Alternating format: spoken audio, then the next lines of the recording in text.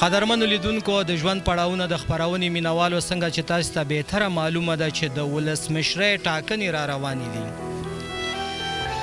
د تیر کال په پرتله چې مخکې تاسې کوم تېروتنې کړي چې بیا تاسې دا ونه کړئ، په خپل هغه هوش او آواز باندې خپل د رایې اهمیت وپېژنئ تاسې چې ستاسې دغه یو رایه کولی شي چې یو څوک ولسمشر کړي، یو څوک کولی شي چې ولسمشر نشي. دغه ستاسې رایې ده چې د دغه په اساس باندې هغه کولی شي چې دغه رئیس جمهور منتخب شي.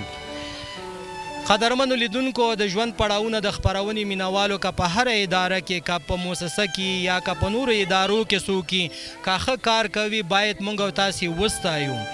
موږ او تاسې ګورو چې زموږ ولسمشر اشرف غني بابا دغه دوره کې موږ او تاسې ولیده چې ډېر کارونه یې د دغه ولسونو لپاره وکړه، د افغانستان لپاره یې وکړه.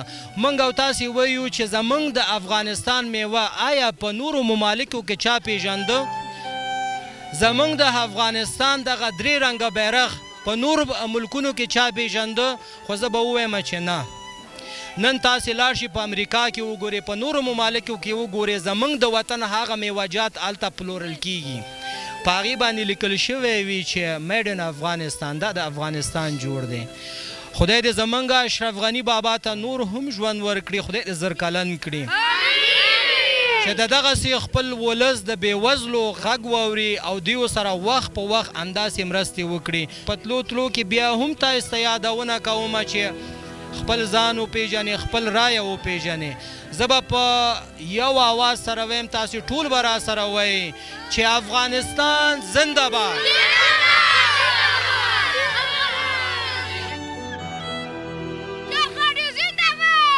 زنده باد.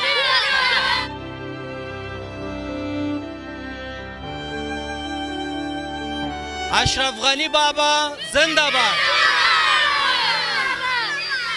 دا وه زموږ د نن ورځې خپرونه. تر بلې خپرونې چې بیا هم زه توریالی ساحل او ما سره د کمرې په برخه کې ساحل شاداب بیا ستاسې د کورونو میلمه کیږو. تاسې په لوی او بخونکي خدای سپارم. د تلپاتې او سوکاله افغانستان په هیله لوی الله مو مل شي.